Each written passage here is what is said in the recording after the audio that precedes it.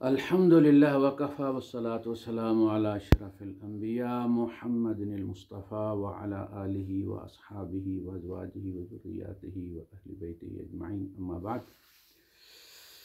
कल मैंने प्रोग्राम किया था बग़ैर माइक के, तो आवाज़ ठीक ही निकली है। तो मैंने कहा चले आज फिर कर लेते हैं। कल इंशाल्लाह जुम्मा पढ़ाने जाऊँगा जब गाँव, तो फिर माइक भी ले आएंगे।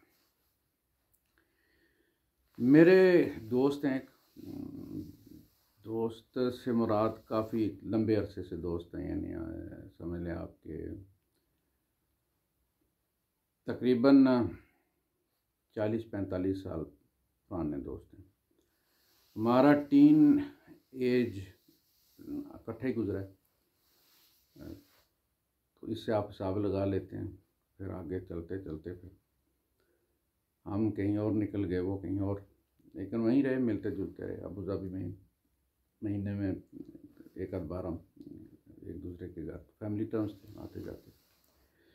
उनके यहाँ कोई मुसीबत वगैरह आ गई, जैसे हम हर बंदे पे ही मुसीबत आती है, दिन और रात जिस तरह आते हैं, गम और खुशी आते हैं, इसी तरह से दुख और सुख भी आते हैं। ये इम्तिहान के जोड़े होते हैं। ये किसी इंसान के किए से नहीं होते और न ही किए किसी इंसान के किए से ये ख़त्म होते हैं। हज़रत यूसुफ़ अलैहिस्सलाम के बारे में हज़रत याकूब अलैहिस्सलाम ने ख्वाब भाइयों को बताने से मना किया, यानी सबसे पहला ख़दशा जो उन्हें महसूस हुआ इस ख्वाब के जो साइड इफ़ेक्ट्स और आफ्टर इफ़ेक्ट्स, वो ये था कि ये ख्वाब चूँकि अच्छा है और उनके बेटे जो थे ज़ाहिर नबी के बेटे थे, तो उनके अंदर भी ये सलाहियत मौजूद थी डिकोडर वाली। तो आपको ये महसूस हुआ कि भाई जो है वो इसके साथ, यानी बाहर के दुश्मन से उन्होंने ख़बरदार नहीं किया कि मोहल्ले में किसी से नहीं करना, लोगों से बात नहीं करना, जैसा हम कहते हैं अपने किसी मोहल्ले में बात नहीं करना बेटा किसी को। आपने फरमाया ला तक़्सुस रुअयाका अला अख़वैक इख़्वतिक, अपने भाइयों के सामने ये ख्वाब बयान मत करना। तो शरीक कौन होता है? माँ का पेट, भाई। कुदरत जब सबब बनाने लगती है तो घर से धक्का देने वाले पैदा हो जाते हैं। सगे भाई उठा के फेंक देते हैं कुएं में बादशाह बनाने के लिए। बाज़ गम ऐसे होते हैं जिनका जो इब्तदाइया होता है वो खुशी होती है, यानी वो खुशी के नाम पर घर में दाखिल होते हैं और फिर वो बन जाते हैं, दुख बन जाते हैं। और बाज़ जो सुख हैं वो दुख की सूरत में आप पे वारिद होते हैं और आगे चल के फिर वो सुख बन जाते हैं। ये हुआ यूसुफ़ अलैहिस्सलाम के साथ। घर से भाइयों ने उठाया, फेंक दिया, बच्चा है 12 साल का। वहाँ जवान हुए तो ज़ुलेखा ने जेल भेज दिया। वो जेल जाना ज़रूरी था, ज़ुलेखा का वहाँ को पहुँचाना ज़रूरी था, इसलिए कि वहाँ उसी जेल में जो है वो बादशाह का साकी आना था और दरबार तक उनकी खबर पहुँचनी थी। तो जहाँ पहुँचाना था अल्लाह पाक ने उसको पहुँचा के लोगों को। इस तरह से मसाइब आते हैं हर इंसान पर। उन पर भी कुछ मुसीबतें आई, कुछ पर्सनल फिज़िकल, कुछ माली परेशानियाँ आई। अब उसमें फिर उन्होंने वही तवीज़ धागा और पता करो जी किसने क्या कर दिया, किसी ने जो है वो अमल कर दिया और फलां चीज़ कर दिया, फलां चीज़ कर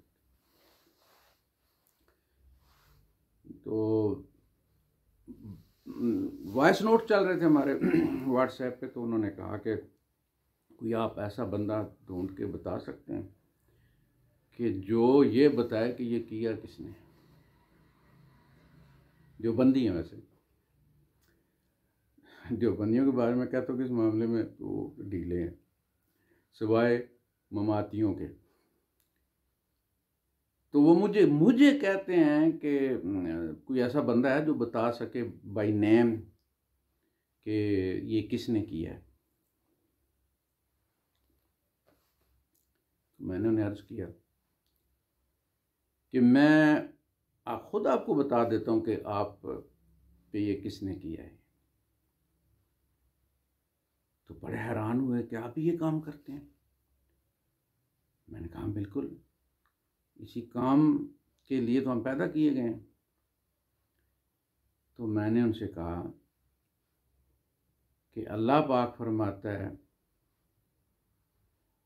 कि तुम मेरा नाम लगा दो, तो मुसीबत आए ना, तो मैं हाजिर हूं, तुम कहो अल्लाह ने किया है, मुझे ब्लेम करो, मेरे ऊपर इल्जाम लगाओ।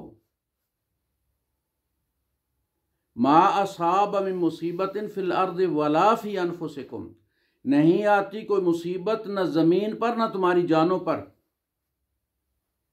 इल्ला फ़ी किताब मिन क़ब्ल अन नब्रअहा, वो एक किताब में लिखी होती है, वहाँ से इशू होती है, हम उसको बराअत ज़िम्मा देते हैं, एनओसी देते हैं कि जाओ लड़ जाओ इसको, तुम हमारे ऊपर ब्लेम करो। कुल लन युसीबना इल्ला मा कतबल्लाहु लना, इनको कह दीजिए कि हमें कोई हालत पेश नहीं आती सिवाय उसके के जो अल्लाह ने हमारे मुकद्दर में लिख दिया। इल्ला मा कतबल्लाहु, और वो कौन है? अल्लाह, जिसने ये मुसीबत लिखी है। हुआ मौलाना, वो दुश्मन नहीं, हमारा वाली वारस है, हमारा हामी है, हमसे मोहब्बत करने वाला है, उसमें हमारी कोई खैर होगी, कोई फलाह होगी।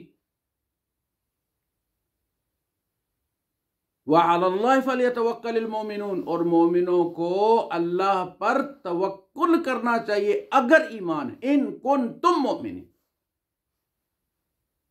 व अलल्लाहि फलियतवक्कलिल मोमिनून, मोमिन हो तो तवक्कुल अल्लाह पर होना चाहिए। अगर बाई दावे मुसीबत आई है, अल्लाह ने भेजी है, कोई खैर हो, मुतमईन होके कड़वा घूंट भी पी जाओ। आप देखते नहीं, बच्चा जितना वालिदैन पर एतमाद करता है, वो कड़वी दवा पिलाते पी जाता, वो कभी सोच भी नहीं सकता कि ये जहर होगा, कड़वी भी है लेकिन दवा होगी। यार एक बच्चे जितना भी एतमाद कर लेना हम अल्लाह पर, जितना वो अपने वालिदैन पर करता है, तो जन्नत बस एक कदम दूर है। वो खुद अपने आप को पेश करता है अल्लाह पाक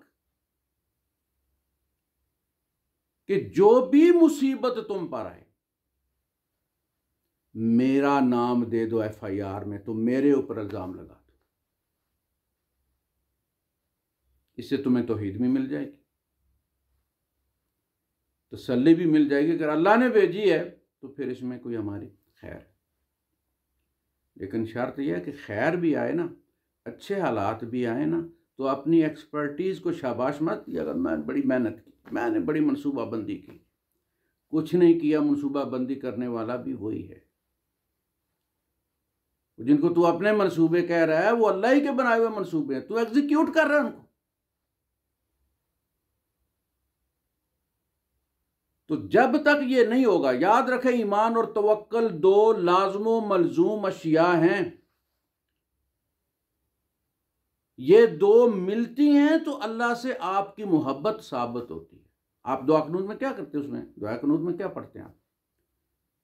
वनुमिनु बिका वनतवक्कलु अलैका, ऐ अल्लाह हम तुझ पर ईमान रखते हैं, एतबार करते हैं, एतमाद रखते हैं, और उसका सबूत यह कि हम तुझ पर तवक्कुल करते हैं। नहीं, तवक्कुल नहीं करते तो नुमिनु बिका भी झूठ बोलते हो।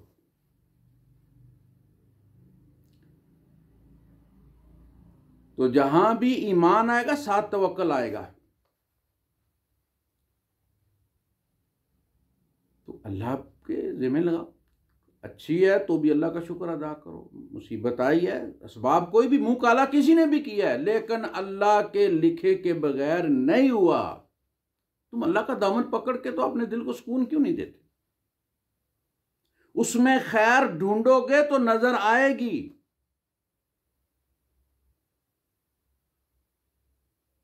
लेकिन हम खैर ढूंढते ही नहीं। बंदा बता दे जी, जो हमें बता, जो है वो कर दे कि उसका नाम बताएं जिसने ये जादू किया है कि हमारे बच्चे को दाने भी निकल आए हैं और शुगर भी ज़्यादा हो गई है और माली नुकसान भी हो गया, और ये किसने कराया? कोई बंदा किसी बंदे का कुछ नहीं बिगाड़ता, ना बिगाड़ सकता है। ये गवाही वो जो हदीस कुदसी है ना, जिसमें अल्लाह के रसूल सल्लल्लाहु अलैहि वसल्लम ने फरमाया कि अल्लाह पाक फरमाता है कि ज़मीन वाले, आसमान वाले, जिन और बशर जो तुझसे पहले मर गए हैं पैदा होके, वो और जो क़यामत तक तेरे बाद आएंगे, वो सारे मिलकर बैक वक्त ज़ोर लगाएं तो तुझे उससे ज़्यादा राई के दाने के बराबर भी तकलीफ़ नहीं दे सकते, दुख नहीं दे सकते, नुकसान नहीं दे सकते, ज़रर नहीं पहुंचा सकते, जो अल्लाह ने रहम मादर में तेरे मुकद्दर में लिख दिया।